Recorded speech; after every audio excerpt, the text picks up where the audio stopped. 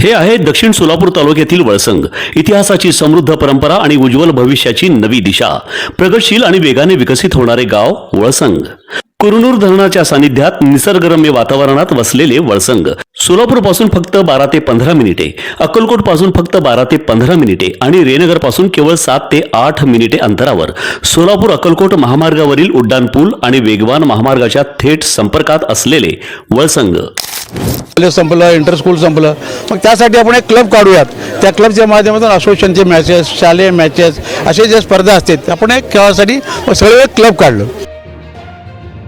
तरी खेळलं पाहिजे म्हणून आम्ही एक ग्रीन स्टार स्पोर्ट्स क्लबची स्थापना केली. उम्र के 12 साल से मैं बास्केटबॉल खेल रही हूँ ग्रीन स्टार स्पोर्ट्स क्लब में, और यहाँ पे मैंने स्टेट लेवल से टूर्नामेंट्स खेले हैं.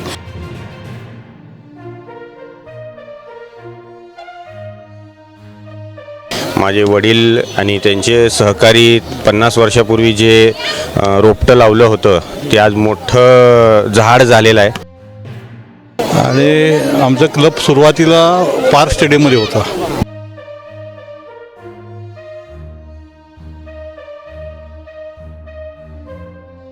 स्पोर्ट्सने मला घडवलेलं आहे. नॅशनल एक सीनियर नॅशनल कॅम्प किया है. ग्रीन स्टार स्पोर्ट्स क्लब 50 वर्ष पूर्ण झालेले आहेत. खरं म्हणलं तर 50 वर्षाचा प्रवास हा सोपा नसतोय. कशी स्थापना झाली या बास्केट म्हणजे स्पोर्ट्स क्लबची, काय गेल्या 50 वर्षापूर्वी आम्ही संगमेश्वर कॉलेजमधले काही म्हणजे हॉकी, फुटबॉल, बास्केटबॉल आमचं खेळाडू होतो. आम्ही एक ग्रुप होता. शफी, मी, शेंडगे, हरुण खान, आमचे काही ग्रुप होतं. केसर जिन्नडी, रोजा सौदागर, अशा आम्ही 5-6 माणसं म्हणून असं विचार केलो की बा आता आम्ही 75वं वर्ष, आता आम्ही 1975 ग्रॅज्युएट झालो. त्यानंतर आता खेळाचं कुठलं, आंतर कॉलेज संपलं, इंटर स्कूल संपलं, मग त्यासाठी आपण एक क्लब काढूयात. त्या क्लबच्या माध्यमातून असोसिएशनचे मॅचेस, शालेय मॅचेस, असे जे स्पर्धा असतात आपण एक खेळासाठी सगळे एक क्लब काढलं. मग योगायोग असं की आम्ही त्या काळात हॉकीवालेच जास्त होतो त्या ग्रुपमध्ये, म्हणून हॉकीपासून आमच्या क्लबची सुरुवात झाली. आणि आमचं ते दुर्ग सरकार म्हणतात त्याप्रमाणे त्यावेळेला काँग्रेस पक्षाने एक हॉकी स्पर्धा भरवायचा. त्या आम्ही ते वनकुद्रे चषक, ते चषकाच्या पहिल्याच आम्ही स्थापनेच्या पहिल्याच वर्षी आम्ही जिंकून ग्रीन स्टारची स्पोर्ट्स केली, एक मुहूर्तमेढच केली. आणि त्यानंतर बास्केटबॉल, फुटबॉल या तिन्ही खेळ आम्ही जिल्हा, आंतरजिल्हा या खेळाडू खेळत होतो. आणि त्या काळात आम्ही लगेच दुसऱ्या वर्षी राज्यस्तरीय वेस्टर्न महाराष्ट्र शेंडगे ट्रॉफी म्हणून आम्ही शेंडगे सुभद्रा ट्रॉफी असं स्पर्धा चालवत होतो. त्यामध्ये आमचा क्लब मग राज्यस्तरावर फेमस झाला की बाहेरने खेळाडू येऊ लागले, बघू लागले. मग आमचे काही खेळाडू आदिल मुन्शी आणि इरफान शेख हे जे शिवाजी विद्यापीठाचे कप्तानशिप केले, म्हणजे त्या काळात 4 जिल्ह्याचा विद्यापीठ होता, अशा विद्यापीठात त्यांनी कॅप्टनशिप केली. आज तुम्हाला स्वाभाला की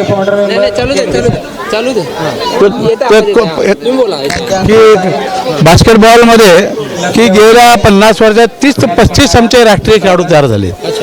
आणि मी शफी असे आतापर्यंत पासून आजपर्यंत 10 ते 12 आम्ही राष्ट्रीय पंच आहे. राष्ट्रीय म्हणजे महाराष्ट्र इंडियाची आम्ही फायनल मॅचेस वाजवलेले माझ्यापासून आजपर्यंत, काही तलापर्यंत, काही वेळेला आम्ही राष्ट्रीय स्तरापर्यंत आम्ही फायनल वाजवलेले पंच पण तयार झालो आम्ही. आतापर्यंत किती खेळाडू घडलेत आणि किती जण म्हणजे मोठ्या पदावर गेले काय म्हणजे नाही, आता काही मी ठराविक नाव सांगतो. जसं जुबेर शेख आमचे DSO झाले, फजील शेख आमचा हेड TC आता मुंबईत आहे, आज PSI झालेला श्रीनिवास दासरी आहे. असे अनेक खेळाडू आहेत. पोलीसमध्ये आहेत, रेल्वेमध्ये आहेत, आज वेगवेगळे रेल्वेजमध्ये आहेत, नेव्हीमध्ये एक काजी म्हणून आमचा एक खेळाडू आहे. असे अनेक ठिकाणी वेळ कसं देता म्हणजे, कारण एवढं मोठं क्लब आहे, आता संसार आहे, प्रपंच आहे, नोकरी आहे, वेळ अगदी बरोबर आहे. मी सुरुवातीला मी शफी वगैरे असं सुरुवात केलं. त्यानंतर अख्तर कादरी वगैरे आले, त्यानंतर जुबेर शेख आले, म्हणजे असं एक नंतर कुद्दूस सर आले, म्हणजे एकानंतर एक नंतर आम्ही जरी बाहेर गेलो की आमच्या नंतरची फळी ते क्लब सांभाळत गेली. आज आता 50 वर्षामध्ये तलासे, एक माजीद सर, अरे असं काही खेळाडू आहेत की एकानंतर एक आपले वेळ देत गेले. म्हणजे आम्ही सुरुवातीला कसं मिलमध्ये होतो, मी शेफी वगैरे 5 वाजता मिल संपली की आमच्या होम मैदानावर ओरिजिनल आमचा ग्राउंड तिथून सुरुवात झालेली. मग आम्ही 5 वाजता आले की तिथे खेळाडूंना शिकवणार. अशातून आमचे असे खेळाडू तयार झाले. अशा मला स्वाभिमानाने सांगू वाटतं की या क्लबमुळं अनेक लोकांची रोजीरोटी मिळाली. रोजीरोटी याचा अर्थ नोकरी मिळाली. मग आजही आमचे काही मुलांना तेच सांगत असतो की किंवा तुम्ही खरं स्कॉलर असाल 80 वर तर तुम्ही इकडे फारसं लक्ष देऊ नका. पण जे 60-65 वाले आहेत मग त्यांना कुठं कॉम्पिटिशन जाय, पण तुम्ही किमान पोलीस तरी व्हाल. आणि सगळ्यात मी एक खेळाडू म्हणून संदेश देतो की एक क्रीडा क्षेत्र एक असं आहे की तुम्ही का व्हा किंवा न व्हा, एक देशाचा तुम्ही सर्व धर्म सांभाळणारा, सर्व भौम सांभाळणारा एक ज्येष्ठ आणि चांगला नागरिक ग्राउंडवरून निर्माण होतो. ते काम ग्रीन स्टारने आजपर्यंत सांभाळलेलं आहे. सर्वांना घेऊन जाणारं आणि सगळ्यांना घेऊन जाणारं क्रीडा क्षेत्र आहे. मी पालकांना आणि नागरिकांना विनंती करेन, तुम्ही कुठलेही खेळ खेळा पण मुलांना क्रीडा क्षेत्राला आणा. क्रीडा क्षेत्र एक असं आहे की तुम्हाला या आयुष्यात एक चांगला नागरिक घडवणार. आता एक खंत अशी वाटते की अनेक खेळाडू घडत आहेत, म्हणजे कुठलेही स्पोर्ट्स असू दे, पण महापालिका प्रशासन असेल, राज्य सरकार असेल, क्रीडा क्षेत्राला घेऊन कुठेतरी उदय असेल दिसतंय का? कारण पूर्वीप्रमाणे सामने होत नाहीत, अनेक क्रीडा स्पर्धांना अनुदान मिळत नाही आहे, स्टेडियमची दुरावस्था आहे. म्हणजे आपण धडपड करतोय पण शासन कुठं प्रतिसाद देत नाही असं वाटतंय का? नाही, मी शासनाला फारसं नाव ठेवणार नाही. कारण शासनाला आता मी सोलापूर महापालिकेला तरी नाव ठेवणार नाही. कारण काही आणि आहे त्या तुम्हाला थोडं स्पष्ट सांगायचं झालं, मी थोडंसं राजकीय क्षेत्रातून पण आहे. महापालिकेला तेव्हा जे तुमचे जे नाके होते त्यावेळेला उत्पन्न खूप यायचा, जकात नाके वगैरे, म्हणून महापालिका त्यातून तुटपुंजी आपल्याला मदत करायची. आज आलेला पैसा आपण राज्य शासनाला देतो GST म्हणून, तिथून आलेल्या पैशातून आपण परत निर्माण करतो. मग ते पैसा येईपर्यंत त्या इथं लोकांना ॲडजस्टमेंट शासनाचा होत नाही. आपण महापालिकेला नाव ठेवून काही उपयोग नाही. राज्य शासन पण आता काही राखीव खेळाडू म्हणजे कोटा ठेवलेला आहे. खेळाडूंची भरती, आमचं एक बीडचा बास्केटबॉलचा खेळाडू थेट भरती झाला आहे. शासनाची दुर्लक्ष म्हणता येणार नाही, पण त्याचं माझ्या काही कारणं आहेत की ते आता अलीकडे जसं पुरीचं आणि पण खेळाडूंना आज नोकरी मिळते हे फार महत्त्वाची गोष्ट आहे. खेळ किती महत्त्वाचा आहे आजच्या पिढीला? कारण 50 वर्ष तुम्ही या हयातीत घातलेल्या खेळामध्ये. मी माझ्या स्पीचमध्ये सांगितलं, ग्राउंड आणि गार्डन हे दोन्ही आपल्या समाजाचे, शहराचे हार्ट आणि लंग्स, फुफ्फुस आणि हृदय हे आहेत. म्हणून ह्याला शासनाने महत्त्व दिलं पाहिजे. आणि हा स्पोर्ट्स आणि कल्चरसाठी जो रिझर्व्ह फंड आहे, तुमची तुटपुंजी वगैरे जे आहेत ते ठीक आहे, आपल्या ठिकाणी आहे. परंतु महानगरपालिकेमध्ये स्पोर्ट्स अँड कल्चर, हेल्थ आणि वेल्थसाठी जो आहे ना रिझर्व्ह फंड आहेत, देऊ शकतात. फक्त त्याला इच्छाशक्ती पाहिजे देण्याची, आणि आमची अप्रोच म्हणू शकता तुम्ही. तिथून आम्हाला फंड रिलीज होऊन इथं ह्याच्या डागडुजीला म्हणा, बगीचे म्हणा, याला सगळा तुम्ही फंड प्रोव्हाइड करू शकता तुम्ही. ग्रीन स्टार 50 वर्ष पूर्ण झालेले आहेत, काय आठवणी?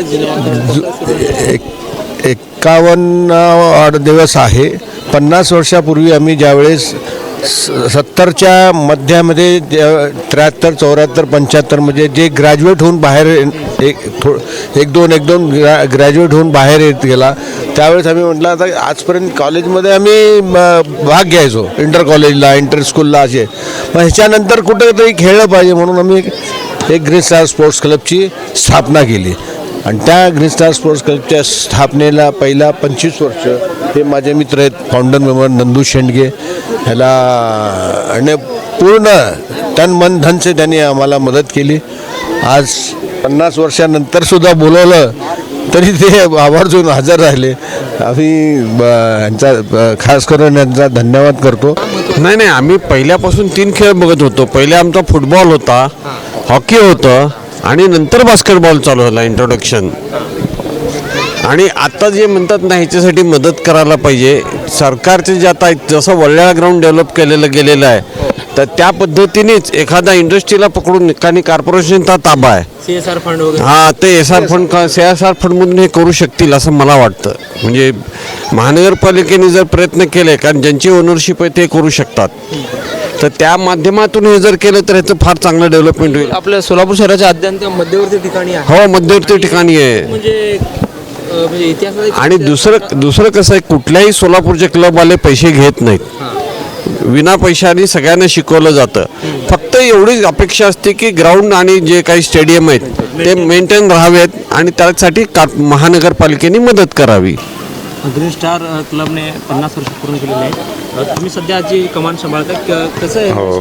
प्रॅक्टिस वगैरे कशी? मी सर्वप्रथम लोकप्रधानचं मी आभार व्यक्त करतो की त्यांनी इथं आले, आमचं प्रोग्राम कवर केलं आणि सध्या हे 50 वर्ष जुन्या क्लबचा चालू सचिव मी आहे.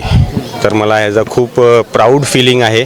माझे वडील आणि त्यांचे सहकारी 50 वर्षापूर्वी जे रोपटं लावलं होतं ते आज मोठं झाड झालेलं आहे आणि त्या झाडाची देखभाल आता आज माझ्या हातात आहे.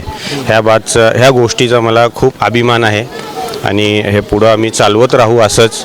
आणि 51 वर्ष हे कमी वेळ नाही आहे. तुम्ही समजू शकता सगळे लोक की एवढं मोठं क्लब चालवणं 50 वर्षे म्हणजे हे खूप मोठी गोष्ट होती. आमचे जे पूर्वज आहेत त्यांनी हे लावलेलं आम्ही चालवत आहोत. आणि सध्या म्हणजे इथं प्रॅक्टिस वगैरे होते किंवा ट्रेनिंग वगैरे? डेली संध्याकाळी 6 ते 8 छोटी मुलांसाठी, अगदी म्हणजे 3 ते 4 वर्षापासून ते सिनियरपर्यंत इथं बॅचेस वाईज प्रॅक्टिस डेली चालते. 6 ते 8 मुलांसाठी, छोटी मुलांसाठी आणि 8 ते 9:30पर्यंत मोठी मुलांसाठी. तर अनेक खेळाडू आपल्या क्लबने घडवलेले आहेत. आमच्या क्लबचं स्लोगनच आहे की green star sports club where the legends are made. ह्या स्लोगनवर आम्ही काम करतो. सध्या डेली प्रॅक्टिसमध्ये आता 80 ते 90 मुलं आहेत प्रॅक्टिसला. आत आणि बाहेर असे 2 कोर्ट आपले चालतात, आउटडोर आणि इनडोर. तर मला तर अनुदान असेल किंवा पैशाची खूप मोठी अडचण आहे. कुठलंही स्पोर्ट्स क्लब असेल किंवा प्रशिक्षण असेल, कसं भागवत आहे म्हणजे हे सगळं कसं? म्हणजे हे भागवायचं ह्याच्या मागे सर्वात मोठा आमचं फी सुद्धा आपण हां, नाही काही नाही. हे अगदी शुल्क दरामध्ये म्हणजे आम्हाला फक्त आम्ही महिन्याला 400 रुपये फक्त इथं घेतो. ते बी मुलांसाठी बॉल, इथं ग्राउंडची साफसफाईवाल्याची पगार म्हणा, असे तेवढे आमचे खर्च जे आहेत बेसिक मेंटेनन्ससाठी तेवढ्यापुरताच आम्ही घेतो. मी स्वतः इथं डेली 3 तास देतो, पण एकही रुपया मी काय मानधन काही घेत नाही, कारण मला क्लबने वाढवलेलं आहे.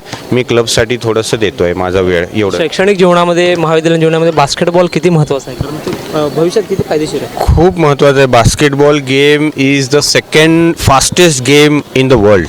हां नाही, आईस हॉकी हा सर्वात फास्ट गेम आहे. त्याच्यानंतर बास्केटबॉलचा नंबर लागतो की हे सगळ्यात फास्ट गेम आहे.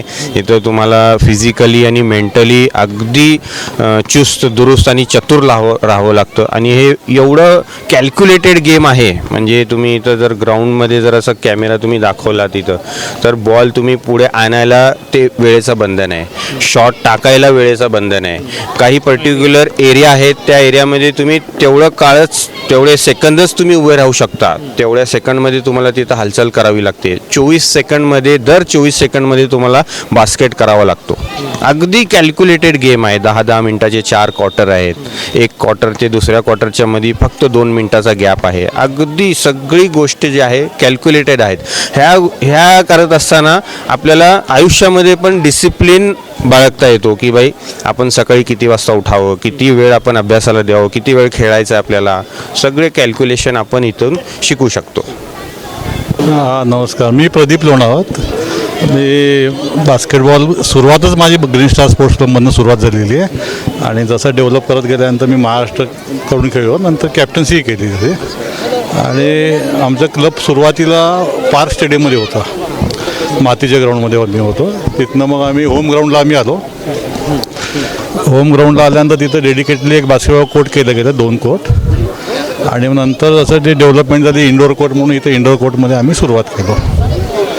आणि ह्या पद्धतीने बास्केटबॉलचा प्रवास आमचा इथं व्यवस्थित चालू झालेला आहे. सध्या तुम्ही काय करताय? सध्या मी बास्केटबॉल खेळू म्हणजे खेळत नाही आहे, पण वर्षातनं एकदा पोलीस टीमचे मी कोचिंग करतो. गेल्या 5-6 वर्षापासून पोलीस टीमचं कोचिंग करत आहे. तो मेरा नाम उज़मा है. मेरी उम्र की 12 साल से मैं बास्केटबॉल खेल रही हूँ ग्रीन स्टार स्पोर्ट्स क्लब में. और यहाँ पे मैंने स्टेट लेवल से टूर्नामेंट्स खेले हैं और मैंने नेशनल लेवल तक महाराष्ट्र को रिप्रेजेंट किया है. इसी इसी सेम क्लब से। तो बेसिकली ग्रीन स्टार हमें एक हाँ, तो हमें मतलब जब मैं ड्यूरिंग दिस पीरियड यहाँ पे ग्रीन स्टार में जब खेल रही थी, मुझे अश्वमेध जो टूर्नामेंट्स होते हैं वहाँ पे best player of the tournament award मिला था। और मुझे ये बताते हुए बहुत खुशी हो रही है कि सोलापुर डिस्ट्रिक्ट बास्केटबॉल एसोसिएशन में देयर आर ओनली 2 पीपल्स जिन्हें ये बेस्ट प्लेयर का अवार्ड मिला है। फर्स्ट जो तलहा सर जो मेरे कोच हैं, end the second one is me. और वैसे अगर देखा जाए तो फीमेल्स में वो मैं हूँ। तो इस क्लब में ना कि सिर्फ बास्केटबॉल सिखाया जाता है बट डिसिप्लिन भी सिखाया जाता है, एक टीम वर्क सिखाया जाता है। तो आई थिंक वो जो चीज़ें होती है हमारे लाइफ में हमें आगे चल के बहुत हेल्प करती है to grow more and to be a good human being. तो आई थिंक यहाँ पे बस स्पोर्ट्स नहीं, हम एक लाइफ स्टाइल सीखी है हमने।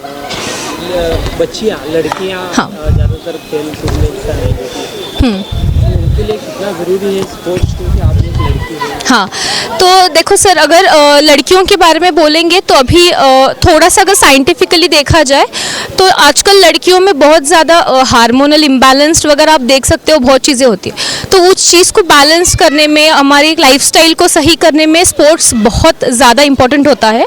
उसके साथ में न्यूट्रिशन भी बहुत ज़्यादा इंपॉर्टेंट होता है। तो जो भी प्लेयर यहाँ पे खेलता है उसको साथ में मतलब स्पोर्ट्स के साथ में यहाँ पे न्यूट्रिशन के हिसाब से भी बताया जाता है। तो दोनों चीज़ें ये फीमेल बॉडी के लिए तो बहुत इंपॉर्टेंट होती है, तो इसलिए वुमेंस के लिए स्पोर्ट्स होना बहुत ज़रूरी है। बास्केटबॉल ने बहुत कुछ लिया है, टिप्स लिया है क्या? नहीं सर, मैं ये नहीं कहना चाहूँगी लिया है, क्योंकि अगर हमें बहुत एक फेमस कोट पता है कि कुछ पाने के लिए कुछ खोना होता है, तो वो हर जगह होता है। तो मैं स्पेसिफिकली ये नहीं कहना चाहूँगी कुछ बास्केटबॉल ने लिया है, लेकिन हाँ, हमेशा मुझे बास्केटबॉल में सब कुछ दिया ही है। माझं झहीर जलील शेख माझं नाव आहे. मी इथं या ग्राउंड ग्रीन स्टार स्पोर्ट्सने मला घडवलेलं आहे. मी 89मध्ये महाराष्ट्र संघाकडनं खेळलेलो आहे, त्यानंतर शिवाजी युनिव्हर्सिटीकडनं खेळलेलो आहे. तर ग्रीन स्टार स्पोर्ट्स क्लबचा आज 50वा वाढदिवस आहे. तर त्यांनी हजारो खेळाडूंना घडवलेलं आहे. इथं सगळे मुलं राष्ट्रीय आंतरराष्ट्रीय खेळाडू खेळलेले आहेत. भरपूर पंच त्यांनी इथं तयार केलेले आहेत. सगळे आमचे सगळे सिनियर नजाब सर, शफी सर हे आम्हाला, आणि स्वर्गीय अख्तर कादरी यांनी आम्हाला सगळ्यांनी आम्हाला घडवलेलं आहे. त्यांनी दिवस रात्र, मी आत्ताच्या मुलांना खूप सुविधा आहेत, आमच्या काळामध्ये एवढे सुविधा नव्हते. हो, मैदानावर आम्ही खेळत होतो. पाऊस आला तर खराड्याने पाणी काढून आम्ही म्हणजे मॅचेस खेळत होतो आम्ही. आणि आम्ही पण स्वतः एक म्हणजे राज्यस्तराचा पंच होतो मी. आणि आता मी आपल्या नोकरीमध्ये आहे, तर वेळ खूप कमी मिळतो, पण आज वेळ काढून आम्ही आमच्या क्लबचा वाढदिवस आहे तर त्याच्यासाठी मी आलेलो आहे. आणि सगळ्यांना वाढदिवसाच्या शुभेच्छा. धन्यवाद. So my name is Anish Sheikh. So I am from Solapur and I am starting my playing basketball from Green Star Club. So Talha sir is my coach. मतलब कि माही सर, तला सर, ये दोनों हर टाइम सपोर्ट, इनके support की वजह से मैंने अभी तक 3 नेशनल, एक सीनियर नेशनल कैंप किया है. मैंने मेरा पहला national under-19 school SJFI national खेला दिल्ली में. सेकेंड अंडर-18 फेडरेशन नेशनल भुवनेश्वर और अंडर-23 नेशनल आसाम में गुवाहाटी में खेला.